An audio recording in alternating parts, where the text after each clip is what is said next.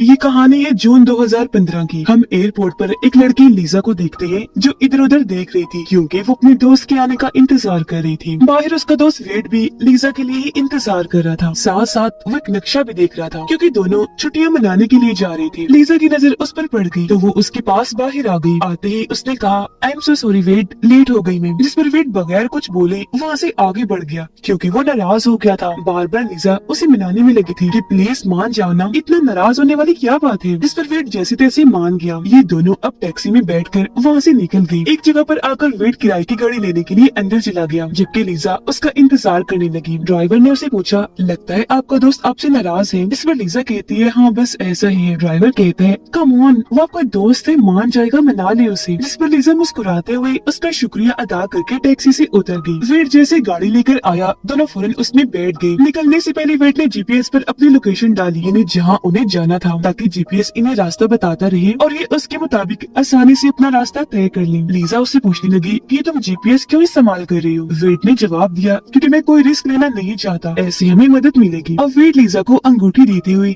शादी के लिए पूछने लगता है और वो उदास थी। फिलहाल कोई जवाब नहीं देती क्योंकि वो सोच रही थी कि मुझे इससे शादी करनी चाहिए या नहीं, क्योंकि 2 हफ्तों बाद वेड आर्मी में जाने वाला था। अब उसके कोई जवाब ना देने पर वेड का मूड भी खराब हो जाता है। वो काफी मायूस भी हो गया और अंगूठी को वही गाड़ी में ही रख देता है। लीजा कहने लगी वेड अंगूठी को किसी महफूज जगह पर रखो। इस पर वेड नाराजगी में कहने लगा कि तुम्हें इससे क्या फर्क पड़ता है, तुमने तो शादी करनी नहीं तो इससे तुम्हें कोई मतलब नहीं होना चाहिए। फिर इसके बाद ये लोग अपनी मंजिल पर जाने के लिए सफर शुरू कर देते हैं। सबसे पहले इन्होंने समंदर किनारे जाना था। अपने इन खुशगवार पलों को हमेशा अपने पास रखने के लिए लीजा वीडियो बनाने लगती है, पर क्योंकि वो अभी तक नाराज था तो उसे मना कर देता है कि प्लीज लीजा मुझे मत लाओ अपनी वीडियो में। लीजा बोली अच्छा छोड़ो नाराजगी को, देखो कितना हसीन शहर है, ये बहुत खूबसूरत है, देखो वेड तुम भी देखो। जिस पर वो कहने लगा कि मुझे नहीं पता, मैं गाड़ी चला रहा हूँ, तुम एंजॉय करती रहो। तो वो पूरे रास्ते की वीडियो बनाकर आखिर अपनी सबसे पहली मंजिल समंदर किनारे पहुँच गई। अब क्योंकि लीजा बहुत खुश थी तो पहले वो गाड़ी से उतरती है। समंदर किनारे आकर वेड को खुशी से बुलाने लगी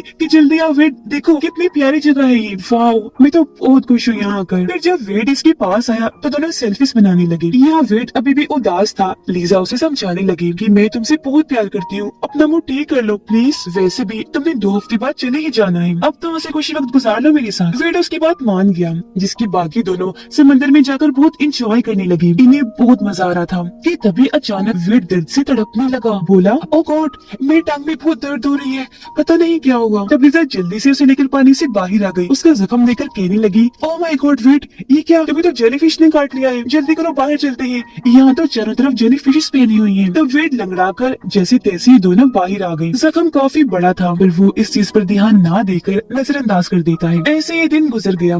रात हुई तो ये पूरी रात अपनी गाड़ी में गुजारते हैं जहाँ इन्होंने बहुत सारी बातें की। लीजा वेड को एक रेगिस्तानी सुनसान इलाके आउटबैक के बारे में बताकर वहाँ जाने का कहती है। उस जगह के बारे में उसने काफी सुना था तो बार बार वो जिद कर रही थी कि वहाँ बहुत सारे कैंगरूज होंगे, डरावने सांप होंगे और भी कई सारे जानवर होंगे, बड़ा मजा आएगा। पर वेड जिसने हर चीज पहले से ही तय की हुई थी कि कहाँ कहाँ और कैसे जाना है वो मना कर देता है क्योंकि ऐसे में वो किसी नई जगह पर जाने का रिस्क नहीं ले सकता था। पर लीजा उसे समझाती है कि देखो हमें अपनी जिंदगी को एंजॉय करना है ना, तो अगर हम यहाँ आ ही गए हैं तो वहाँ भी चले ही जाना चाहिए, कुछ भी नहीं होगा, मेरी खुशी है, मैं वहाँ जाना चाहती हूँ। तो अब आखिरकार वेड को उसकी खुशी के लिए मानना ही पड़ता है। वो जीपीएस पर उस जगह की लोकेशन डालता है। उनका ये सफर 32 घंटे का होने वाला था। वेड भी हैरत से बोला ओह गॉड 32 घंटे का सफर करेंगे हम। लीजा कहने लगी प्लीज इनकार मत करना मेरी खुशी के लिए, क्योंकि मैं एडवेंचर करना चाहती हूँ। जिसके बाद ये उस जगह आउटबैक जाने के लिए निकल जाते हैं। और वेड क्योंकि हर लिहाज से एहतियात करना चाहता था तो अपने सफर के वो कुछ असूल बनाता है, जैसे कि वो कोई शॉर्टकट नहीं लेंगे, यानी मंजिल पर जाने के लिए छोटे कम रास्ते पर नहीं चलेंगे बल्कि जीपीएस के जरिए ही सड़क पर ही आगे बढ़ते रहेंगे। और अगर इन्होंने कोई फोन वगैरह करना भी हुआ तो अपने मोबाइल से नहीं करेंगे बल्कि पब्लिक टेलीफोन का इस्तेमाल करेंगे ताकि उनकी मोबाइल्स की बैटरीज बची रहे। अब जैसे ये लोग आउटबैक की सड़क पर आए इनकी मोबाइल्स के सिग्नल चले गए। अब ये चीज वेड पहले से ही जानता था, इसलिए उसे खास फर्क नहीं पड़ता बल्कि वो अपना सफर जारी रखता है। सफर करते करते इन्हें रात हो गई। रात इन्होंने एक होटल में गुजारी। फिर अगली सुबह होते ही ये अपने सफर पर निकल गए। तभी इन्हें सड़क पर एक मरा हुआ कैंगरू दिखा। लीजा बोली वो देखो वेड मरा हुआ कैंगरू, मैंने तुम्हें कहा था ना कि यहाँ बहुत सारे एडवेंचर्स होंगे। वेड बोला हाँ मान गया, पर अगर ये यहाँ है तो पता नहीं क्या क्या हो सकता है। खैर तभी उनका जीपीएस एक जगह पर आकर उन्हें एक ऐसे रास्ते पर मुड़ने को कहता है जो रास्ता शॉर्टकट था, यानी जीपीएस रीरूट हो गया था। पर दोनों ही इस बात से अनजान थी कि हम शॉर्टकट रास्ते पर चल आए हैं, जो असूल के मुताबिक उन्हें नहीं करना चाहिए था, क्योंकि वेट का ध्यान गाड़ी चलाने और जीपीएस पर था। जबकि लिसा की इस दौरान आंख लग गई थी, तो उसे भी कुछ पता नहीं चल पाया और अब ये उसी रास्ते से आगे बढ़ती रहती है। काफी दूर निकल आई थी। एक जगह पर आकर जीपीएस उन्हें यू टर्न लेने को कहता है, यानी मुड़कर दूसरी साइड पर जाने के लिए। जो देखकर लिसा बोली, अरे ये कि यू टर्न, वेट क्या हम सही चल रहे हैं ना? पहले तो वेट को सब कुछ ठीक लगा, पर एक जगह आकर वो समझ गया कि जीपीएस यू टर्न लेने का इसलिए कह रहा है क्योंकि जीपीएस हमें शॉर्टकट रास्ते पर ले गया है, मतलब वो गलत जगह पर आ गई थी। ये रुक कर सोचने लगे कि आखिर क्या करना चाहिए। लिसा बोली, चलो वापस चलते हैं। वेट ने हैरत से पूछा, लिसा तुम मजाक कर रही हो या सीरियस बोल रही हो? पहले हम काफी पेट्रोल जाया कर चुके हैं, आगे बढ़ने के अलावा और कोई रास्ता नहीं। तो इस रास्ते से वो आगे बढ़ने लगे, लेकिन जीपीएस अभी भी बार बार उन्हें यू टर्न लेने का कहकर दोबारा वही ला रहा था। इस बात से वेट को गुस्सा आ गया। वो गाड़ी से निकलकर बाहर आया, आसपास देखने लगता है, जहाँ दूर दूर तक ही नहीं, वीरान और सुनसान रेगिस्तान के अलावा कुछ नहीं दिखता। एक जगह जब वो खड़ा था तो वहाँ रेंगता हुआ काली रंग का सांप आ जाता है, जिसे देखकर जोर से वेट चीख उठा, ओह गॉड सांप! उसकी आवाज सुनकर लिसा नींद से जाग गई। कहने लगी, तुम बाहर क्या कर रहे हो? जल्दी आ जाओ गाड़ी में, सांप बहुत होंगे बाहर। पर जब वो गाड़ी में नहीं आता तो लिसा ही बाहर आ जाती है। वेट और आगे जाने से मना कर देता है, क्योंकि वो पहले ही काफी आगे आ चुके थे और अब अगर और आगे गए तो उनका पेट्रोल खत्म हो जाएगा। तो अब ये दोनों फैसला करते हैं कि हम किसी ऊंची जगह पर जाएंगे, ताकि वहाँ से हमें कोई सड़क या कोई टाउन दिख जाए जहाँ हम चले जाएं। तो अब ये लोग अपनी गाड़ी वहीं खड़ी करके पैदल ही आगे बढ़ने लगते हैं। लेकिन चलते चलते इन्हें रात हो गई थी। आसपास देखने पर इन्हें फिर से रेगिस्तान के अलावा और कुछ नहीं दिखता, इसलिए ये वापस अपनी गाड़ी की तरफ आने का फैसला करते हैं। पैदल चलकर ये वापस आए, पर इन्हें अपनी गाड़ी वहाँ खड़ी हुई नहीं दिखती, क्योंकि वो अपना रास्ता भटक चुकी थी। अब तभी वेट की तबीयत खराब होने लगी, क्योंकि उसकी टांग जहाँ पर जेलीफिश ने काटा था बहुत दर्द हो रही थी। उसका जख्म खराब हो रहा था, इसलिए अब उसे और चला नहीं जा रहा था। वो वहीं बैठ जाता है। उसकी तबीयत देखकर लिसा उसे पानी पिलाती है, जहाँ इन्हें ये बात भी पता चली कि अब हमारे पास खाने पीने का सामान भी खत्म हो रहा है, क्योंकि वो अपने साथ खाने पीने का सामान कम ही लाई थी। अब जैसा कि हम जानते हैं कि रेगिस्तानी इलाका खुला होता है, तो यहाँ रातें इतनी ठंडी होती है कि गर्म कपड़ों के बगैर गुजारा बहुत मुश्किल हो सकता है, ऊपर से जंगली जानवरों का डर भी। लेकिन उन बेचारों के पास सर्दी से बचने के लिए ना तो कोई कपड़ा होता है और ना ही जानवरों से बचने के लिए कोई चीज, तो ना चाहते हुए भी उन्हें ऐसे ही खुले में रात गुजारनी पड़ती है। अब जैसे जैसे इन्होंने रात गुजार ली, लेकिन जैसे ही सुबह हुई वेट की टांग में जोरदार दर्द हुआ। उसने जब अपनी टांग चेक की तो अब उसकी हालत पहले से भी खराब हो गई थी, जिस वजह से अब उसे चला भी नहीं जा रहा था। पर हिम्मत करके दोनों आगे बढ़े गाड़ी ढूंढने के लिए। भूख प्यास की शिद्दत थी, पर सूरज के मुताबिक आगे बढ़ते ही जा रही थी। सारा दिन चलने के बावजूद भी इन्हें मायूसी के अलावा और कुछ नहीं मिलता।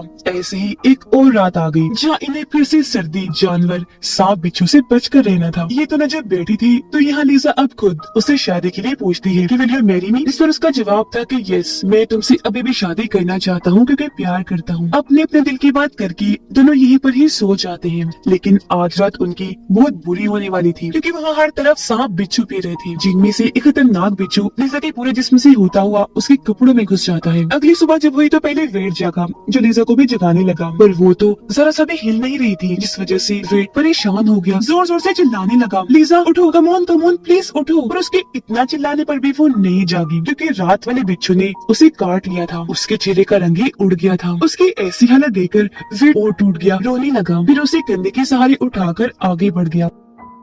अब उसकी खुद की हालत भी खराब थी, लेकिन वो आगे बढ़ता ही रहा, जोर जोर से हेल्प हेल्प मदद के लिए चिल्ला रहा था, पर यहाँ उसकी सुनने वाला कोई नहीं था। लिसा को ऊपर से होश ही नहीं आ रही थी, जिससे वो और पागल होता जा रहा था। बार बार होश में लाने की कोशिश करने लगा। कभी वो उसे कंधे, कभी कमर के सहारे उठाकर ले जा रहा था, तो कभी घसीट कर एक जगह पर आकर गुस्से में जमीन खोदने लगा, जिसके बाद खुद भी वहीं गिरकर बेहोश हो जाता है। थोड़ी देर बाद उसकी आंख एक आवाज से खुल गई। ऊपर जब उसने देखा तो वहाँ से हेलीकॉप्टर गुजरा था। उसे देख वेट के अंदर एक उम्मीद पैदा हो गई। वो अपनी शर्ट उतारकर हवा में लहराने लगा, आवाजें भी लगा रहा था ताकि वो लोग उसे देख सकें। लेकिन हेलीकॉप्टर काफी आगे जा चुका था, जिससे एक बार फिर वेट मायूस हो जाता है। फिर उसे एक आइडिया आया। वो पत्थर लेकर वहाँ जमीन पर बड़ा सा SOS लिख देता है, जो दरअसल मदद का एक निशान होता है, ताकि जो कोई भी यहाँ से गुजरे तो उन्हें पता चल जाए कि यहाँ कोई तो है जो मुसीबत में फंसा हुआ है और वो इन्हें बचाने के लिए आ जाए। हालत उसके प्यास की वजह से बहुत खराब थी। अब अगर उसे पानी ना मिला तो वो मर सकता था। तो जिंदा रहने के लिए वो अपना यूरिन पीने का फैसला करता है, लेकिन उसे जमा करने के लिए उसके पास कोई चीज नहीं थी। इसीलिए वो एक डंडे से लाइन खींचता हुआ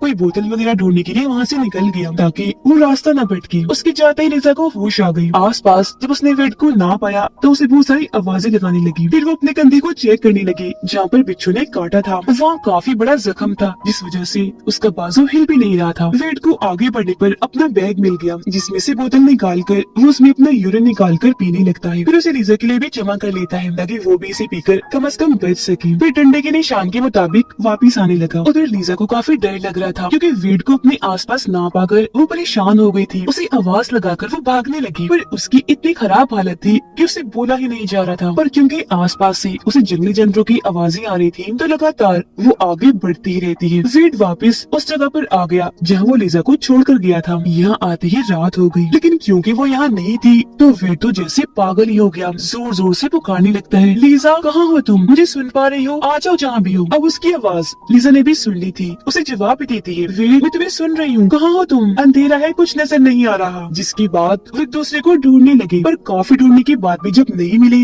तो थक हार कर वहीं गिरकर बेहोश हो जाते हैं। अगली सुबह जब लिजा की आँख खुली तो उसे बहुत प्यास लग रही थी। हालत उसकी बहुत खराब थी, चेहरा सफेद पड़ चुका था और होंठ एकदम खुश क्योंकि उन्हें यहाँ फंसे आज पूरे 3 दिन हो गए थे और लिजा ने इन 3 दिन में पानी का एक कतरा तक नहीं पिया था। तो अपनी प्यास बुझाने कम से कम जिंदा रहने के लिए वो पेड़ पौधों को चूस कर उनमें से पानी निकालने की कोशिश करती है। वेड भी उठ गया था पर उसे देखने से लग रहा था जैसे उसका दिमागी तवाज़ुन खराब हो रहा हो। काफी अजीब ही हालत में था। दोबारा से अपना यूरिन पी जाता है जिसके बाद उठ खड़ा हुआ और वहाँ से आगे बढ़ने लगता है। उसके सामने 2 रास्ते आए जिनमें से एक को चुनकर वो वहीं चलना शुरू कर देता है और आखिरकार अपनी गाड़ी तक पहुँच गया। जिसे देखते ही उसे थोड़ी हिम्मत मिली। कहता है, थैंक गॉड मेरी मेहनत का फल मिल ही गया। फिर गाड़ी में जल्दी से आकर खाने पीने का सामान ढूंढने लगा, लेकिन अफसोस उसे सिवाय एक लाइटर के कुछ नहीं मिलता। इसलिए मायूस होकर वो गाड़ी में ही बैठ गया। फिर खुद को संभाल कर गाड़ी चलाने की कोशिश करने लगा, लेकिन गाड़ी स्टार्ट ही नहीं हो रही थी क्योंकि यहाँ से जाने से पहले उसने लाइट्स ऑन ही छोड़ दी थी,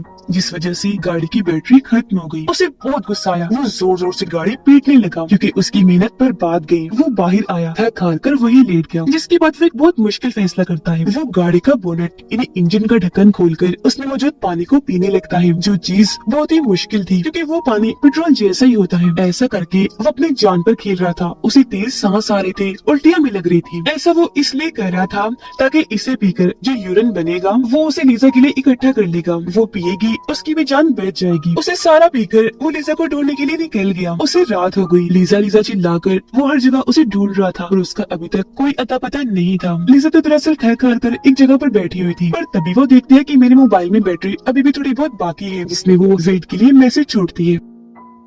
वेड की हालत इंजन का पानी पीने की वजह से बहुत खराब हो रही थी। उसके पेट में जोरों का दर्द हो रहा था, ऊपर से उसे सर्दी भी लग रही थी, इसलिए वो बेचारा बहुत मुश्किल से दर्द बर्दाश्त करके वहीं लेट जाता है। लाइटर की मदद से उसने अपने पास ठंड से बचने के लिए आग जलाई हुई थी। अगली सुबह लिजा जब जागी तो अपनी भूख प्यास मिटाने के लिए एक बार फिर पेड़ पौधे खाने की कोशिश करने लगती है, लेकिन एक बार फिर नाकाम होकर वहीं लेट गई। उसे उल्टी भी होने लगी। तभी वो नोटिस करती है कि जहाँ मैं लेटी हुई हूँ यहाँ एक लाइन बनी हुई है और ये लाइन वही थी जो डंडे से वेट बनाकर आगे बढ़ रहा था, जिससे वो समझ गई कि जरूर ये वेट का काम है। तो लाइन का पीछा करते करते वो आगे बढ़ी और आखिरकार वो वेट के पास आ ही गई, जो बेचारा बहुत बुरी हालत में जमीन पर लेटा हुआ था। लिजा जल्दी से उसके पास आकर गले से लग जाती है, संभालते हुए उसे हौसला देती है। बार बार एक ही बात पूछ रही थी, वेट आर यू ओके? तुम ठीक तो हो? अब हालांकि वो ठीक नहीं था पर लिजा के लिए बोल देता है कि हाँ मैं ठीक हूँ, शुक्र है तुमने मुझे ढूंढ लिया, वरना मैं तो समझ रहा था कि कभी तुम्हें नहीं देख पाऊंगा। और लिजा मुझे माफ करना, सारी गलती मेरी है, यहाँ फंसने के पीछे